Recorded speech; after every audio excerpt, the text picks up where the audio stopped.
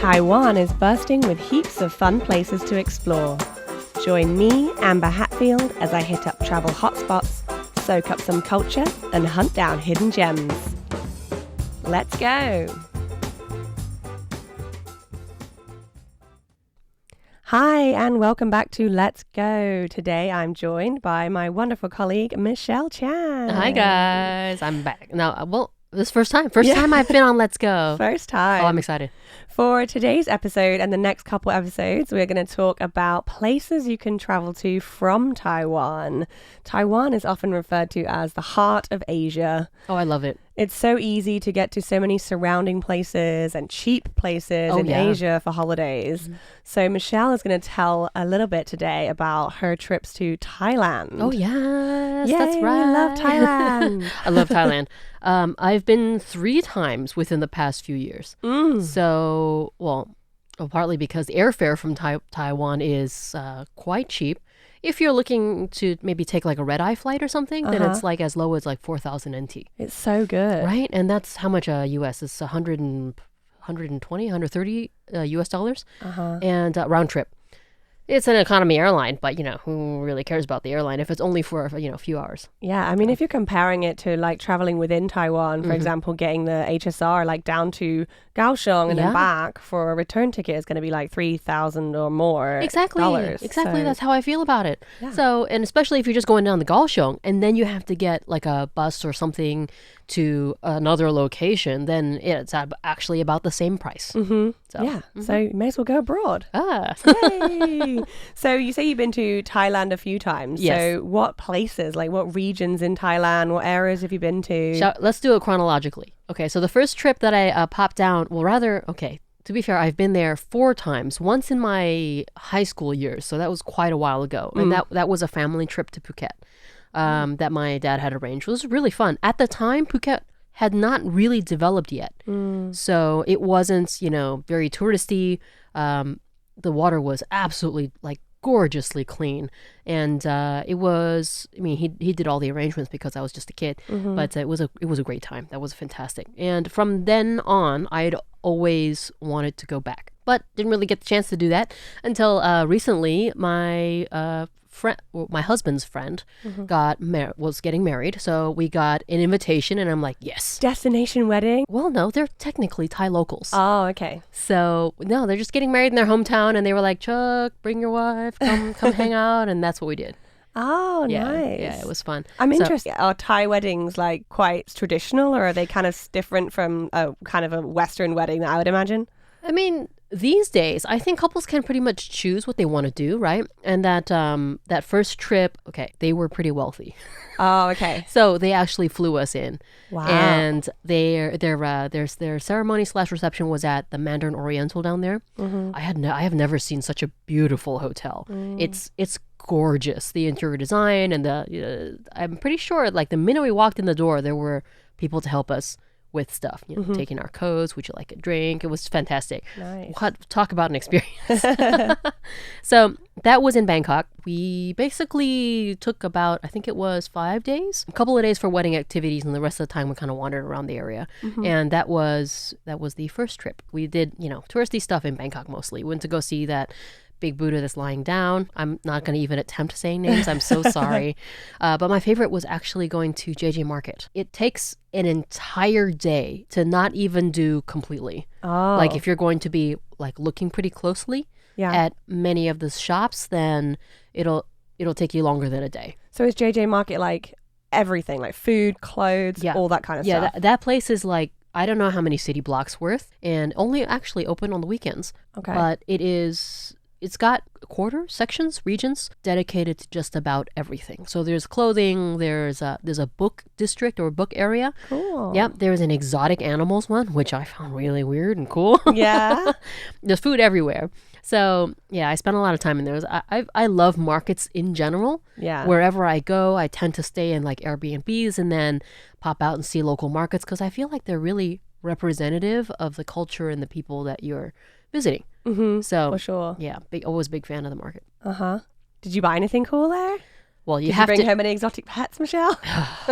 Could I sneak something into my pocket on back on the airplane and back to Taiwan? No. But I did get your customary, everyone needs those pants that are super comfortable from Thailand. The elephant pants. Elephant pants, yes. They're a cotton silk blend or something like that, and they're so like flowy and great for Taiwan. It's also hot in the summer. Yeah. So definitely got one of those. I traveled to Thailand that first time not knowing that women cannot bare their shoulders or wear short shorts when visiting certain locations such as temples. Yeah. So that was a culture thing that I might have flubbed. So I picked up some, you can use them as sarongs, but like wraps, shawls in order to cover up a little bit and, be respectful. Yeah, that's important. Exactly. A couple of bags, some shoes, everything. Very nice. And that was the second time you went to Thailand? Oh, that's the first time. That's the first time? Okay. The second time I went was also for a wedding, different set of friends who actually do know each other.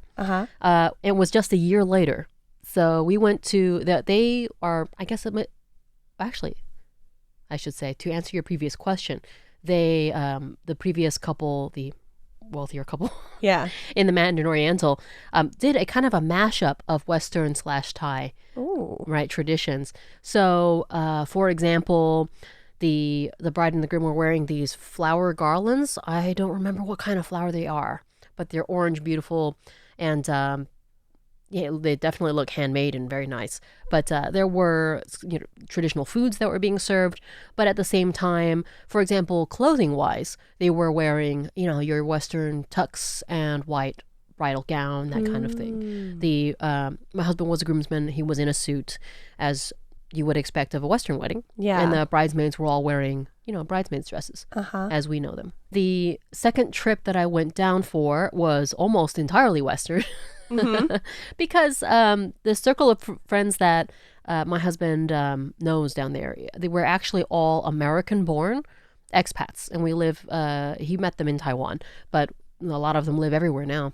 So we had another trip into Bangkok and then down to Hua Hin, which was where they had their wedding. Hua Hin, I don't know, is that southern Thailand somewhere? It is about an hour south of Bangkok. Okay. And it's a beach town. Nice. So a lot of people actually retire there, or if they're taking time to spend in Bangkok, they'll pop down to Hua Hin for beach days. It's very pretty. It's very sand beach, not so much diving beach. Okay. Snorkel beach. It's a sand beach, so it's a lot of lazing around, that kind of thing. But we stayed at a resort. It was more destination style. So it was a smaller group, and we booked out half the resort. So that actually turned a small resort, and it turned out to be quite nice. I just kind of really need one of those holidays where I just go and lie on the beach and read a book. Starfish. And just do nothing. I love that. I feel like Thailand's a good place to go and do that. Absolutely. Yeah. My most recent trip was for scuba diving. Yay! We love it. The third trip was through Bangkok. I didn't stop in Bangkok. I went straight through to Phuket, connecting flight. And we drove from Phuket up to Khao Lak. It's a beach town / there's a harbor there where liveaboard boats will depart from in order to go to the Similan National Park, which is a cluster of little islands where I spent a lot of my time. Okay. Yeah. That was not very much time actually spent on the mainland at all. I was on land for probably a grand total of 3 hours. And then so when you're on the boat, is this a large boat? There are different sizes of liveaboards. So you can be on a liveaboard that's actually quite big. But this one we had, I think, maximum capacity for passengers was 12, but we sailed with 7. So it was actually 7 passengers, and I think it was 9 or 10 crew. So we were actually outmanned by crew. Yeah. And it was a really lovely experience. Well, yeah, I guess it's pretty intimate, and then you've got a lot of people to show you around and everything. Oh, yeah, absolutely. I felt super taken care of, and then because it was such a small group on the boat, we all sat around and ate meals together and got to know each other. When that was a female solo trip for me, and I was nervous because I'd never done a female solo diving trip before, and we're always kind of worried about creepy people. And if you're stuck on a boat with a creepy person for 5 days, it's gonna be unpleasant. Yeah, it's gonna be very uncomfortable. But it turned out everybody loves scuba diving. That was kind of your start off point, and I was the newest baby diver there. So they were all really, really kind. Very nice, yeah. Oh, nice. Yeah. So did you actually get to go, I'm interested, did you actually get to go on any of those small islands? Like, Oh, you get yeah. off the boat Yeah, and then go on excursions. them? Okay. A lot of the islands are the terrain is such that you can't get on the island easily unless you're some kind of a hardcore hiker or rock climber. But the Similan Islands has a couple of islands where if you're on a liveaboard, they usually will schedule in an excursion. They'll take you in and you get to land on the beach. You go wander around. There are these giant monitor lizards and really cool birds and lots of cool things that you can see while on those islands. Cool. And how about what kind of marine life did you get to see? I did an episode on this for like a reverse geek out where I super geeked out on the whole liveaboard experience. I have to say that I'm going back actually in November to do this exact same tour because it was so gorgeous. I'm a huge fish geek. So I'm down there and I am not only looking at, is there a lot of fish or not? Or is there a lot of coral or not? I actually know all the species and the relationships between them. Basically the ecology of what I'm looking at underwater. And the Similan National Park applause to Thailand for keeping it really pristinely healthy. Okay. It's gorgeous down there. It looks like Finding Nemo. Wow. Yes, in real life. So going again. Definitely going again. Yeah, because I've actually been diving as well, and I went to a few places. I did it in Borneo and also in the Philippines a little bit. But I feel like every time I've been, I don't feel that impressed about like what it looks like underneath the water. Like maybe things are a little bit too bleached, or like there's not as many fish as I kind of would expect there to be.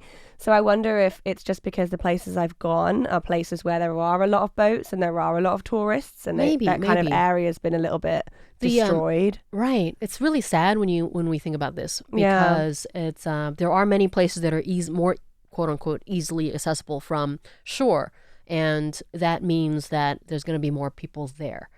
The huge pro to being on a liveaboard is that you stay out and you can actually overnight. The boat is traveling while you're sleeping to another really remote island. So there are fewer divers there simply based on the fact that it's very difficult to reach from land. Yeah. And I think in that way it is really, it's healthier because there's fewer people there. Yeah, yeah. And Thailand actually closes the Similan National Park for half a year. Oh, okay. Yeah, it closes in April and opens back up in October. In a kind of conservation effort. Yes. Basically, dive boats are straight up not allowed in. And when we were actually there, I was there in December this past year, the Coast Guard, I believe it was Coast Guard, would actually come around to our boat and check on us multiple times a day to make sure that we were following regulations. And for that, really great job, Thai government. Really fantastic. Exposure of the public to all these gorgeous things that we can see underwater is a good thing. Yeah. But yes, I think it is the duty of tour operators, of governments, of obviously the individual, to not wear not reef safe sunscreen, make small decisions to manage it so that there is as little impact on the environment as possible. Yeah, definitely. Let's change key a little bit and talk about Thai food. Yeah. I love it so much. What are some of the favorite foods that you tried or have eaten in Thailand? Okay, so living outside of Thailand, let me compare things because we're in Taiwan and there's a lot of great food here. And there's actually quite a few Thai restaurants that I frequent quite a bit, both local and chain. And going to Thailand, any little restaurant that I stopped at, just walking by one on the street and I'm kind of hungry and I decide to stop and eat, would simply kick the butt of any restaurant in Taiwan. And it's the flavors. I'm a huge flavor person. Bigger the flavor, the better. And I love spicy food. Okay. So being in Thailand and actually eating their level of spice was amazing. Yes, favorite, best. But yeah, everything from, their all the different assortment of curries. There's the countless different kinds. Yeah, I love them. Right? And then, mango sticky rice. Michelle, just, oh my gosh, don't even make me think about it. Right? I'm like, I'm drooling. But I had to do the sound effect for you guys. But yes, the food in Thailand is second to none. And I've always kind of wondered why you want to eat such spicy food in a warmer climate. And my mother kind of explained it to me. The hotter a place is, the less of an appetite you have sometimes. Yeah, that's true. Yeah. Super hot. You don't feel like doing anything. So if the food is more flavorful, it kind of encourages you to eat more of it. Like especially if you're having something with rice. Yeah. And you'll eat more rice in order to kind of dampen the other flavors. Right. Okay. That makes sense. Which means that you're getting more of the nutrition that you need. Okay. Yeah, interesting. Which was, I'm not sure if this is true or not. Correct me. Thai people, please tell me if I'm wrong. You know what I would love to do, actually, if I could go to Thailand again, which I hopefully will soon, would be to take like a Thai cooking class or something. That would be really fun. Yeah, I did see those. And I feel bad about not doing that. Maybe I'll do it my next trip in November. Yeah, I think it'd be worth it.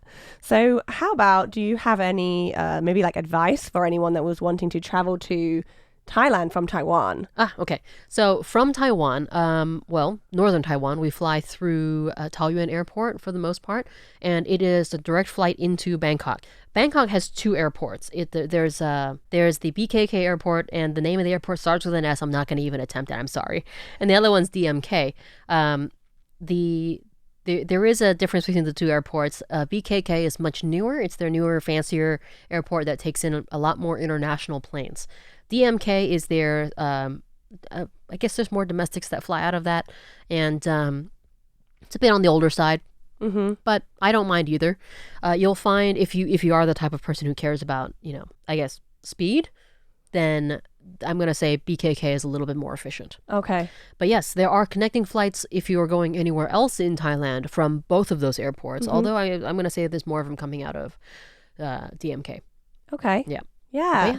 Awesome. They're both really close to the city, like Bangkok specifically. So after you get out of the airport, there's you do want to download an app called Grab, which is similar to Uber in most other places. And it's an app that allows you to get not only a car if you do need a car, but also larger vehicles and scooters. You mean like a scooter ride? Yeah, like a lift? Absolutely. You just jump on the back of somebody's scooter. Oh, really? I didn't know this. Right. And that's actually a great way to get around the city because it's a lot of traffic in certain, times of day, especially and in certain areas of the city. So being on a motorcycle or a scooter is actually very, you go through traffic much more efficiently. Yeah, super efficient. Yeah, on Grab, you can hail, if you're just one traveler or even two, just get 2 Grabs. So yeah, nice. And are you planning to go back to Thailand again soon, right? November, yes. November. And this time I'm probably going to spend a couple more days in Bangkok just to see some friends and then pop back down to Phuket. As I was saying, I'm going on another liveaboard. Awesome. Thank you so much for coming on the show and chatting to me about Thailand. Yay. Thanks to Michelle Chiang for joining us for this episode of Let's Go. It's so nice to hear all about Thailand, and it's definitely made me want to go on holiday. Has it made you want to go on holiday? Do you have any holiday plans? Join me next week where we're going to talk about more places you can head to outside of Taiwan for travel.